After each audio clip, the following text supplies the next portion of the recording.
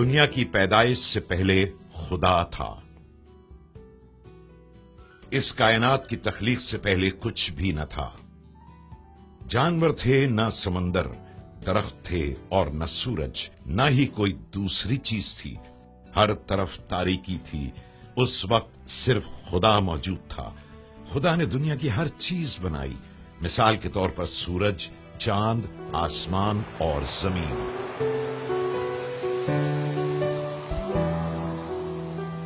Bible کے ذریعے خدا ہم کلام ہوتا ہے۔ بائبل کے وسیلے خدا ہم سے ہم کلام ہوتا ہے۔ بائبل ہمیں خدا کے بارے میں سمجھاتی ہے۔ خدا تمام لوگوں سے محبت رکھتا ہے۔ بائبل ہمیں خوشی اور اطمینان حاصل کرنے کا راستہ بتاتی ہے۔ سب کچھ بائبل ہی سے بتایا جائے گا۔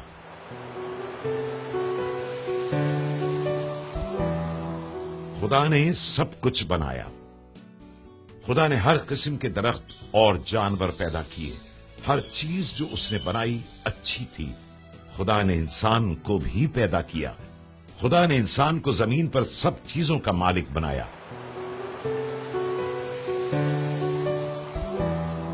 آدم اور حوا نے نافرمانی کی۔ پہلے انسان آدم اور حوا کہلائے۔ وہ خوشی خوشی باغ عدن میں رہتے تھے۔ خدا نے حکم دیا، تم باغ کے ہر درخت کا پھل کھا سکتے ہو، پر جو درخت باغ کے عین بیچ میں ہے اس کا پھل نہ کھانا۔ لیکن آدم اور حوا نے اسی درخت کا پھل کھایا۔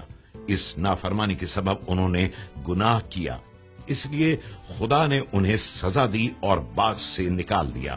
اس وقت سے سب لوگ دکھ، بیماری اور موت کا شکار ہو چکے ہیں۔ لیکن خدا پھر بھی ان سے محبت کرتا رہا اور ان کو دوبارہ اپنے پاس واپس لانے کا منصوبہ تیار کیا۔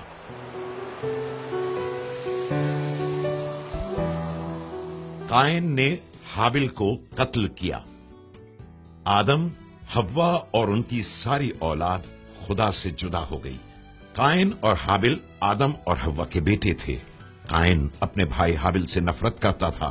اس نے حابل کو ہلاک کر دیا تھا۔ جو برائی آدم اور حوا نے کی تھی وہ اب ان کی اولاد میں آ گئی تھی۔ اس لیے ہم سب نے گناہ کیا اور سزا کے لائق ٹھہرے۔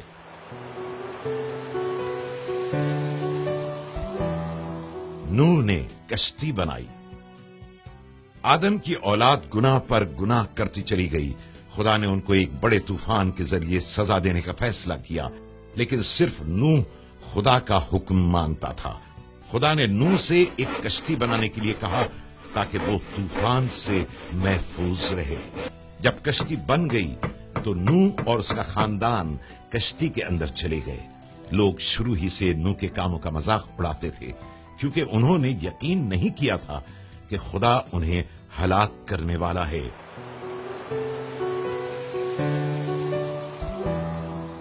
خدا نے طوفان سے نوح کا خاندان بچایا۔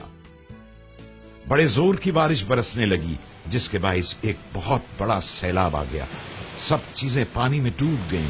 جتنے لوگ کشتی سے باہر تھے وہ سب ڈوب گئے، کیونکہ وہ خدا پر ایمان نہیں لائے تھے۔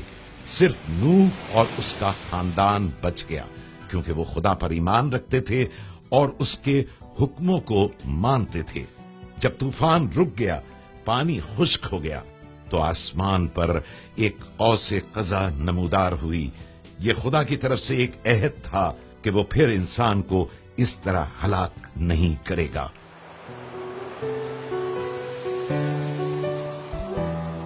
اسحاق ابراہم اور سارہ کا بیٹا تھا۔ ابراہم نوح کے قبیلے سے تھا۔ وہ راست باز تھا۔ ابراہم اور اس کی بیوی سارہ بہت بوڑھے ہو چکے تھے، لیکن جیسا کہ خدا نے ان سے وعدہ کیا تھا، سارہ کے ہاں ایک بیٹا پیدا ہوا۔ اس کا نام اسحاق رکھا گیا۔ خدا نے وعدہ کیا کہ اسحاق کی نسل سے ایک نجات دینے والا آئے گا جو لوگوں کے گناہوں کو اٹھا لے گا۔ وہ نجات دہندہ خداوند یسوع مسیح ہے۔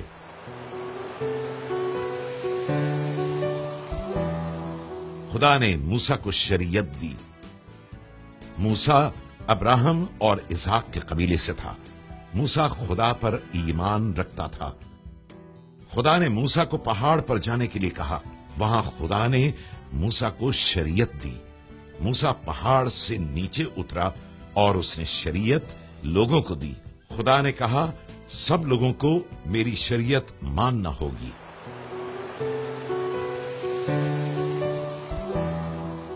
खुदा ने हमारे लिए 10 अहकाम दिए। वो अहकाम जो खुदा ने मूसा को दिए, उनमें से कुछ ये हैं। खुदा ने कहा, बुतों या किसी दूसरी चीज की बंदगी न करना। खुदा के जलाल के लिए हफ्ते में एक दिन काम काज न करना। बच्चे अपने वालिदैन का हुक्म माने और कभी झूठ न बोलें। किसी का खून न करना। अपनी बीवी के होते हुए किसी दूसरे आदमी की बीवी की ख्वाहिश न करना। किसी का माल न चुराना। बेगानी चीज का लालच न करना।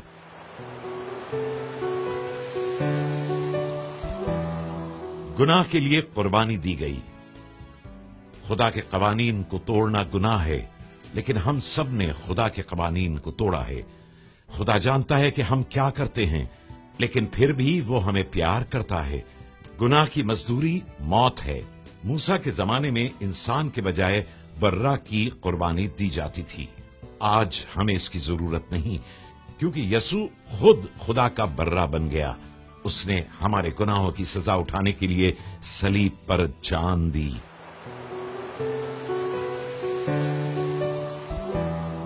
फरिश्ता यूसुफ और मरियम के पास आया। एक तवील अरसे के बाद फरिश्ता कुंवारी मरियम के पास आया और कहा कि खुदा के रूहुल कुद्स की कुदरत से तेरे यहां बेटा पैदा होगा। तू उसका नाम यसू रखना। वो निजात दहिंदा होगा। फरिश्ता यूसुफ के पास भी आया, जिसकी मंगनी मरियम से हुई थी। फरिश्ते ने कहा कि मरियम को न छोड़ना, वो बच्चा खुदा की तरफ से होगा।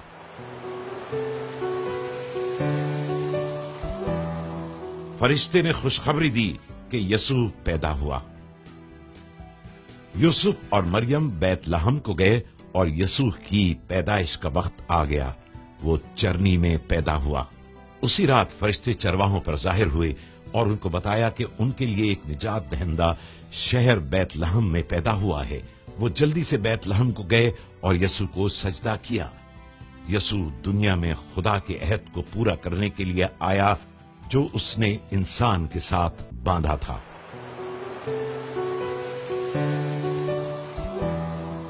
यसू बढ़ता और कुव्वत पाता गया। जब यसू 12 साल का हुआ तो उसने मजहबी बुजुर्गों से बहस की। वो खुदा के बारे में बता सकता था, क्योंकि वो खुदा का बेटा था। जब वो 30 साल का हुआ तो वो लोगों को तालीम देने लगा। फिर खुदा ने कहा, ये मेरा बेटा है, इसकी सुनो। बहुत से लोग उस पर ईमान ले आए।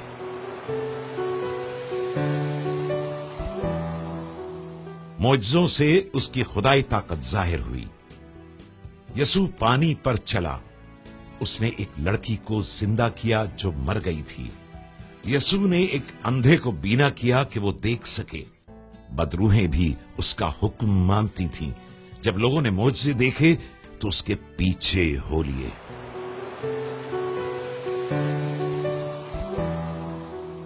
बेगुनाह यसू ने दुख उठाया। हजारों लोगों ने यसू की पैरवी की। वो यसू को अपना बादशाह बनाना चाहते थे, लेकिन यसू इस दुनिया का बादशाह नहीं बनना चाहता था। यहूदी सरदार उसे कचहरी में ले आए। सिपाहियों ने यसू को मारा, उस पर थूका और ठट्ठों में उड़ाया। उन्होंने कांटों का ताज उसके सर पर रख दिया।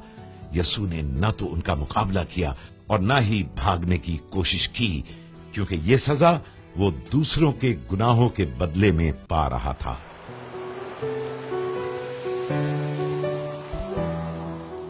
हमारे गुनाहों के लिए यसू का खून बहाया गया। सिपाहियों ने यसू को सलीब पर कीलों से जड़ दिया। उसका खून बह निकला और उसने जान दे दी। एक सिपाही चिल्ला उठा, बेशक ये खुदा का बेटा था। यसू के मरने के बाद उसके दोस्तों ने उसकी लाश को सलीब पर से उतारा और कफन में लपेटकर कब्र में रख दिया। कब्र के मुंह पर एक बड़ा पत्थर रख दिया गया।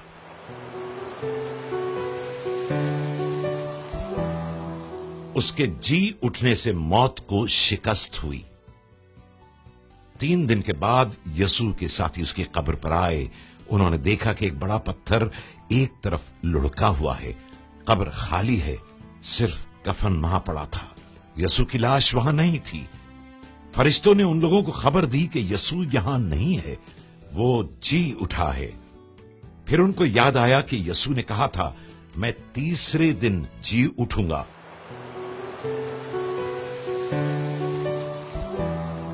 बहुत से लोगों ने जिंदा यसू को देखा। यसू के एक शागिर्द तूमा ने कहा, जब तक मैं उसके हाथों पर मेखों से लगे हुए जख्मों को देख नहीं लेता, ईमान नहीं लाऊंगा कि यसू जी उठा है। तब यसू तूमा के पास आया और उसको अपने जख्म दिखाए। फिर तूमा ईमान लाया, लेकिन खुदावंद यसू चाहता है कि उसे देखे बगैर हम उस पर ईमान लाएं।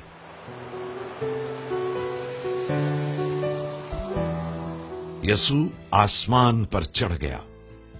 जी उठने के 40 दिन बाद यसू अपने शागिर्दों को एक पहाड़ी पर ले गया। उसने कहा, अब मैं आसमान पर चला जाऊंगा। मेरे जाने के बाद लोगों को बताना कि मुझे उनके गुनाहों की सजा उठाने के लिए सलीब दिया गया। जो कोई मेरा हुक्म मानता है उसे माफ किया जाएगा और वो आसमान पर मेरे साथ रहेगा। तब उन्होंने यसू को आसमान पर जाते देखा।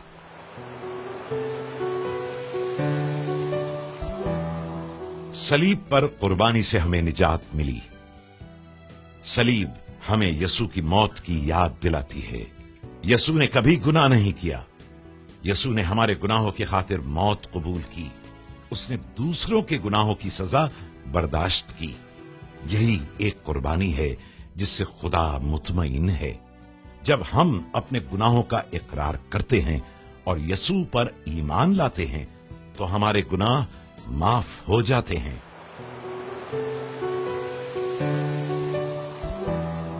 जिंदगी में कौन सा रास्ता चुनेंगे? यसू ने 2 रास्तों का जिक्र किया, एक कुशादा और दूसरा तंग। कुशादा रास्ता बुराइयों का रास्ता है, फिर भी हर शख्स उस पर चलने के लिए तैयार है क्योंकि बहुत आसान है, लेकिन यह हलाकत की तरफ ले जाता है। अगर कोई शख्स यसू पर ईमान ले आता है और उसके हुक्मों पर चलता है तो वो कुशादा रास्ता तर्क करके तंग रास्ते पर चलना शुरू कर देता है। तंग रास्ता अबदी जिंदगी की तरफ ले जाता है जो खुदा के पास है। क्या आप यसू पर ईमान लाना चाहते हैं? हर शख्स को फैसला करना होगा कि आया वो कुशादा रास्ता इख्तियार करना चाहता है या तंग।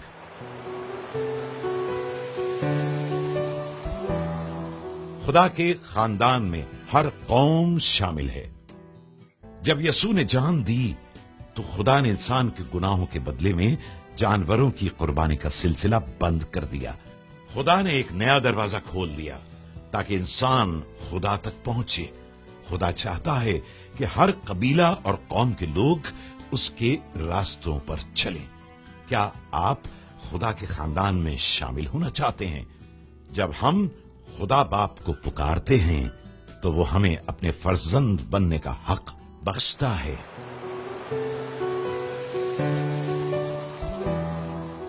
खुदा के रूह से नई जिंदगी मिलती है। खुदावंद यसू ने एक मजहबी उस्ताद निकोदेमस को समझाया कि खुदा की बादशाहत के लिए नई पैदाइश जरूरी है। सिर्फ रूहुल कुद्स ही हमें तब्दील करके नई जिंदगी देता है। हम अपने आप को बदल नहीं सकते क्योंकि हम गुनाहगार हैं। अगर हम तौबा करें तो गुनाह माफ हो जाते हैं, फिर पाक रूह हम में बस जाता है।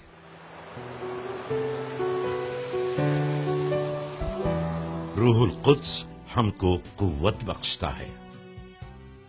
यसू सलीब पर मर गया मगर जी उठा और आसमान पर चढ़ गया। उसके बाद यसू के शागिर्द इकट्ठे होते और एक साथ दुआ करते थे। यकायक रूहुल कुद्स उनमें से हर एक पर नाजिल हुआ और उनको ताकत बख्शी कि वो दूसरों को यसू के बारे में बताएं। रूहुल कुद्स उनको खुदा का कलाम समझने में मदद देता है।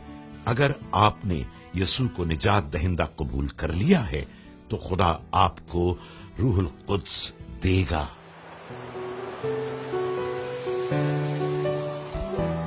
نور میں یسوع کے ساتھ چلتے رہو۔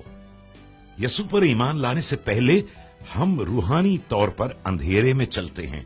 جب ہم گناہ کرتے تھے تو کوئی ہمارا مددگار نہ تھا، لیکن خداوند یسوع کو قبول کرنے کے بعد ہم یسوع کے نور میں چلتے ہیں، اور روح القدس ہمیشہ ہمیں خدا کا راستہ دکھاتا ہے۔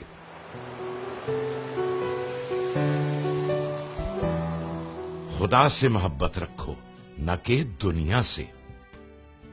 خدا فرماتا ہے کہ مسیحی اپنے پرانے طریقے چھوڑ دیں اور دنیاوی چیزوں سے محبت نہ رکھیں۔ ایک مسیحی آسمانی چیزوں کے دھیان میں رہتا ہے، وہ خدا کے بتائے ہوئے راستوں پر چلتا ہے اور اس قدر شکر گزار ہوتا ہے کہ خدا اس کے سارے گناہ معاف کر دیتا ہے۔ کسی بھی مسیحی کو حرام کاری، لڑائی جھگڑا، چور چکاری، بت پرستی یا قبر پرستی نہیں کرنی چاہیے۔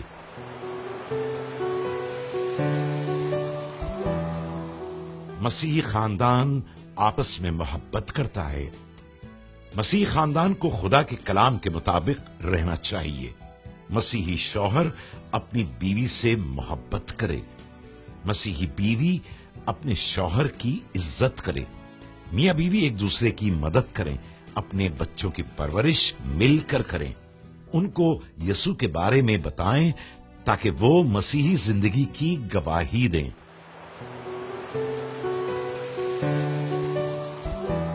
اپنے پڑوسی اور دشمن سے محبت کرو۔ خدا ہمارے ذریعے دوسروں سے محبت کرتا ہے۔ جب ہم اپنے آپ کو خالی کر دیتے ہیں تو خدا کی محبت ہم میں آ جاتی ہے۔ پھر خدا ہمارے ذریعے محبت کرتا ہے کیونکہ ہم اپنی فطرت کے مطابق محبت نہیں کر سکتے۔ محبت کرنا دوسروں پر مہربان ہونا ہے۔ اس لیے مسیحی اپنے پڑوسی اور دشمن سے اچھا برتاؤ کریں، ان پر مہربانی کریں، ان کی خدمت کریں اور دوسروں کو اپنے سے بہترین جانیں۔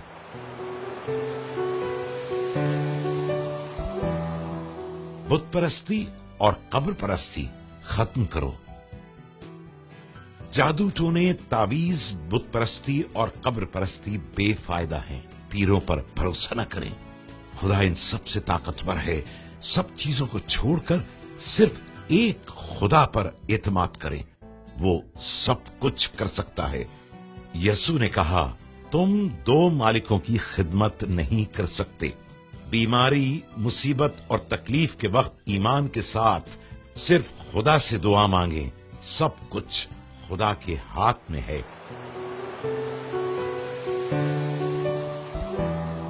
یسوع کے نام پر بدروحیں بھاگتی ہیں۔ ایک شخص بدروحوں کے قبضے میں تھا۔ یسوع نے اس میں سے بدروحوں کو جھڑک کر نکال دیا۔ یسوع نے اس آدمی سے کہا، اپنے لوگوں میں واپس جا کر ان کو بتا کہ خداوند نے تیرے لیے کیسا بڑا کام کیا ہے۔ خداوند یسوع مسیح بدروحوں اور تمام شیطانی قوتوں سے زیادہ طاقتور ہے۔ وہ یسوع کے نام سے ڈرتی اور بھاگ جاتی ہیں۔ اس لیے اگر بدروحیں آپ کو پریشان کریں تو یسوع کے نام میں ان کو مار بھگائیں اور اس کا جلال ظاہر کریں، کیونکہ بدروحیں بھی اس کا حکم مانتی ہیں۔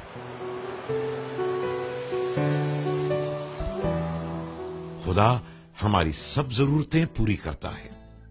شیطان کا مقصد یہ ہے کہ انسان دنیاوی چیزوں میں الجھا رہے، مثلا زن، زر، زمین۔ خدا کے بجائے ان چیزوں کے بارے میں فکر مند ہونا اور ان پر سوچ بچار کرنا گویا خدا کو چھوڑ دینا ہے۔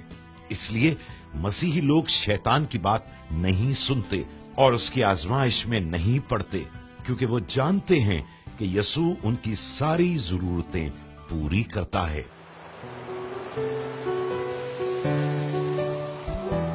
اگر ہم توبہ کریں تو خدا معاف کرتا ہے۔ یسوع نے ایک نوجوان کی تمثیل بیان کی جس نے اپنے باپ کی دی ہوئی جائیداد کا سارا حصہ عیش و عشرت میں برباد کر دیا۔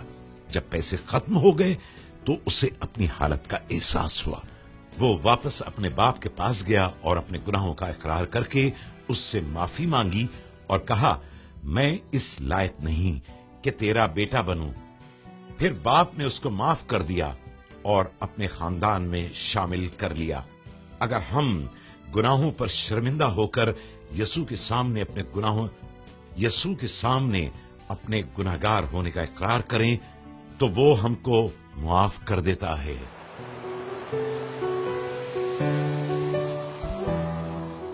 یسوع بیماروں کو شفا دیتا ہے۔ ہر شخص بیمار ہو سکتا ہے۔ لوگ اس وجہ سے بھی بیمار ہو جاتے ہیں کہ وہ اپنے بدن کی ٹھیک طریقے سے حفاظت نہیں کرتے۔ بعض دفعہ شیطان کا راستہ اپنانے سے بھی بیماری آ جاتی ہے۔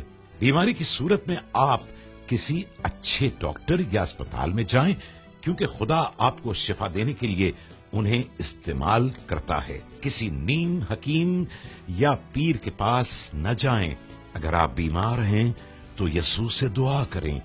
کسی جادوگر یا مردہ شخص کی روح سے مدد نہ مانگے۔ یسوع بیماروں کی دعائیں سنتا اور شفا دیتا ہے۔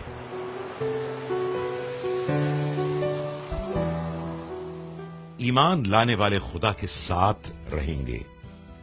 جس آدمی کا خداوند یسوع پر ایمان ہے، مرنے کے بعد اس کی روح آسمان پر جائے گی، کیونکہ خداوند یسوع نے اس کے گناہ پہلے ہی دھو ڈالے تھے۔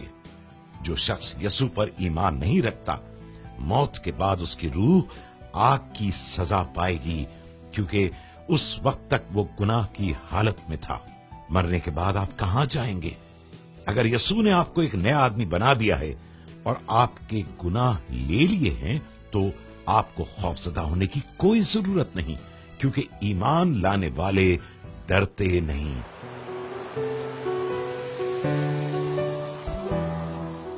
مسیح یسوع کے بدن کا حصہ ہے۔ ہمارے بدن کے حصے اپنا اپنا کام کرتے ہیں۔ آنکھ دیکھنے کا، منہ بولنے کا اور کھانے کا، اور کان سننے کا۔ ہر حصے کا کام الگ ہے، کسی کا زیادہ، کسی کا تھوڑا۔ اگر ایک حصہ دکھ پاتا ہے تو اس کے ساتھ سارا بدن دکھ پاتا ہے۔ ہر مسیحی بدن کے ایک حصے کی مانند ہے۔ ہر مسیحی کو اپنا کام انجام دینا ہے۔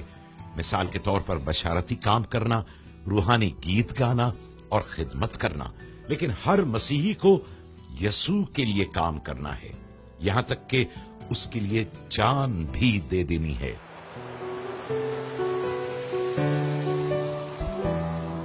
اکٹھے رفاقت اور عبادت کرتے ہیں۔ مسیحیوں کے لیے بہتر ہے کہ وہ ایک ساتھ عبادت کریں، دعا کریں، گیت گائیں اور خدا کے کلام میں سے سیکھیں۔ خدا کے کاموں کے لیے ہدیے دیں۔ کم از کم ہفتے میں ایک دن اکٹھے ہو کر عبادت کریں۔ روزانہ گھر میں دعا کریں۔ عشائے ربانی میں شریک ہو کر مسیحی رفاقت کا اظہار کریں۔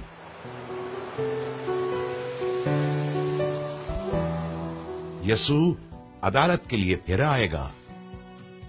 یسوع دوبارہ واپس آ رہا ہے۔ لوگ نہیں جانتے کہ ایسا کب اور کس وقت ہوگا۔ ہمیں اس کے استقبال کے لیے ہر وقت تیار رہنا چاہیے۔ پھر یسوع نے اپنے شاگردوں سے کہا، میرے باپ کے گھر میں بہت سے مکان ہیں۔ میں چاہتا ہوں تاکہ تمہارے لیے جگہ تیار کروں، اور اگر میں جا کر تمہارے لیے جگہ تیار کروں تو پھر آ کر تمہیں اپنے ساتھ لوں گا، تاکہ جہاں میں ہوں تم بھی ہو۔ اگر یسوع اسی وقت آ جائے تو کیا آپ اس کے ساتھ جانے کے لیے تیار ہیں؟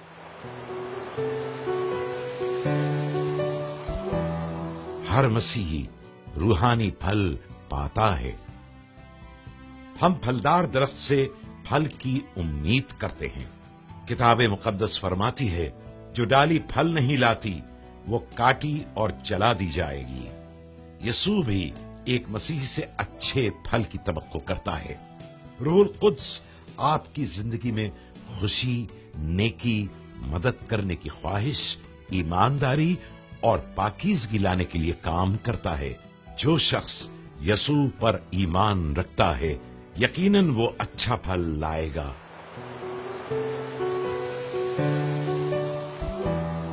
जो सीखा है दूसरों को बताएं। यसू ने हुक्म दिया कि मसीही दूसरों को उसके बारे में बताएं। जो कोई अपने गुनाहों का इकरार करता है और यसू पर ईमान लाता है, उसके गुनाह मिट जाएंगे और उसको नई जिंदगी मिल जाएगी। तस्वीर में हम एक ऐसे आदमी को देखते हैं जो यसू के हुक्मों पर अमल करता है। क्या आप भी दूसरों को खुदावंद यसू के मुतालिक बताते हैं?